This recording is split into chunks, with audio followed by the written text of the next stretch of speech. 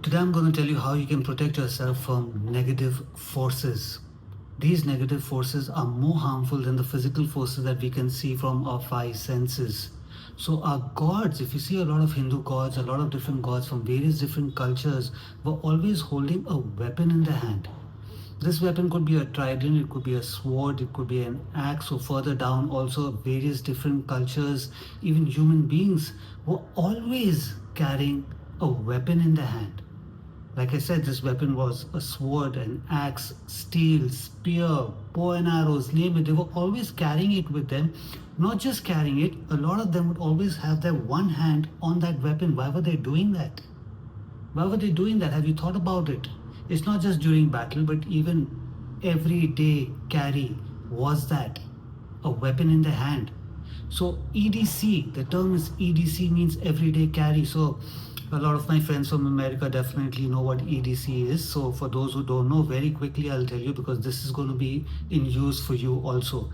EDC is everyday carry. What do you carry on you every day? So in today's time, it could be your car keys, your house keys, your wallet, your card, your cash, name it, whatever. When you leave your house, you need it on you is what EDC is.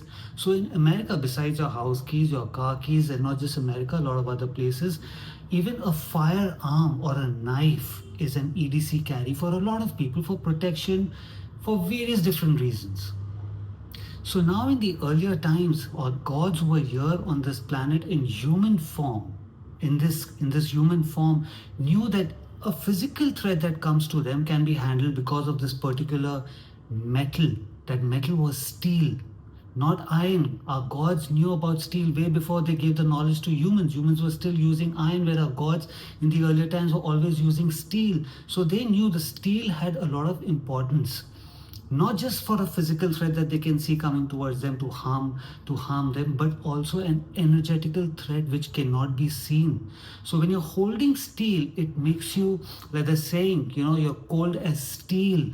That means your emotions now cannot be controlled by outer forces, outer negative energies.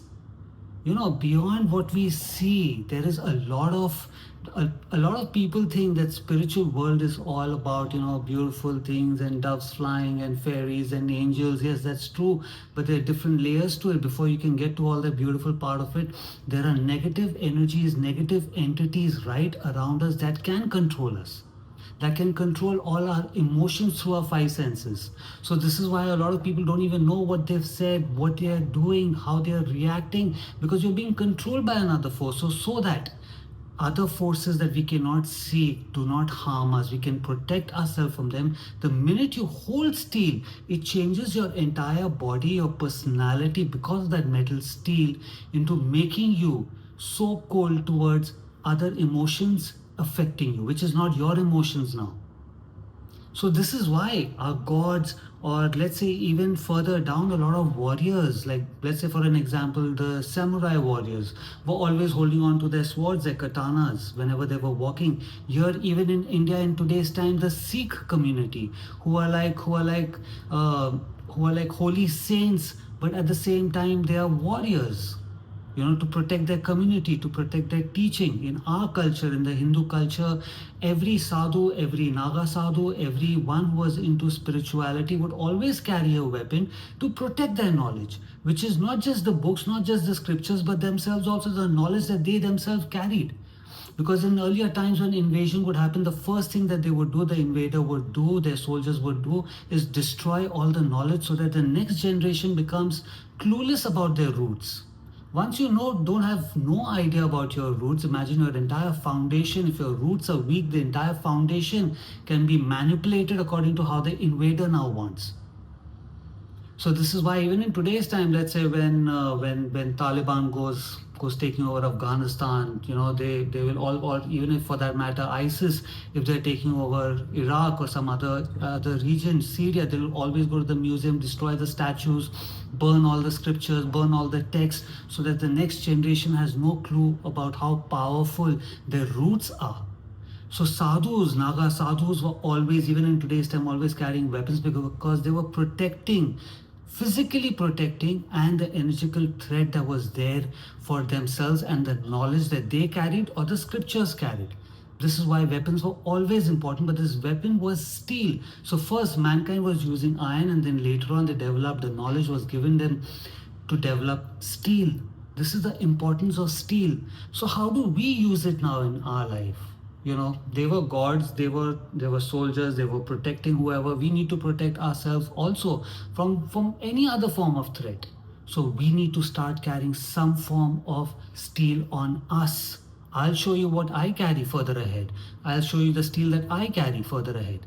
Now, every time you yourself feel like there's a negative energy that is affecting you, you know, it says it inside of us that, man, what I'm saying right now, the way I'm acting right now, my actions, my words, my mannerism is not me. I feel like somebody else is controlling me. Even if you don't feel it, somebody else telling you, man, these actions that you're doing is not you. What's going on with you? Just know that there's another energy that is now controlling you. So immediately grab onto some steel. The steel could be a firearm, the steel could be a knife, the steel could be a key, anything which can be used as a physical threat also. Like let's say if you're not comfortable holding a knife in your hand or a firearm in your hand, just to feel that steel in your hand, that strength, that power in your hand. Even a key can damage somebody.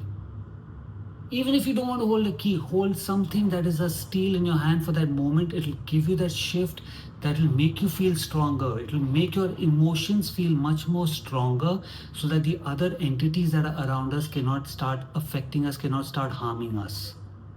So that was the importance of steel and weapon in the earlier times. So here in India, every house had a firearm. Earlier, every house had a sword, had a spear, because we knew the value of it to protect ourselves from physical threat as well as energy threat. Till obviously the British came and all those rights were taken away, but now slowly things are changing. So this is the importance of steel. This is why every time if you want to step out from your house and you are one of those who's, let's say, here to make a difference, you feel like you are the one who's going to make a difference over here, you're already on that path, make sure you always carrying that steel. If you feel you've got energy threat around you that you cannot see. So like I said, I'll show you the steel that I carry. I carry, one is this. It's a 3-inch blade. It's a knife not meant to be cutting boxes, but for various different other reasons, for protection. So this is what I carry on me all the time. The other what I carry is a .45. It's completely unloaded right now, so don't need to worry about anything. I have permits, I have license for all of this. This is the steel that I carry on me. So leave a comment, let me know what steel would you carry. I want to know the steel that you carry or you would want to now carry on you. Even if it is not a firearm, even if it is not a knife, name it. Think of what steel can you carry on you. The minute you start feeling low, just grab onto your steel and leave a comment. I want to know what your steel is. If you like this video, give it a like, subscribe to my channel. Until I see you again, have a good life. Namaste.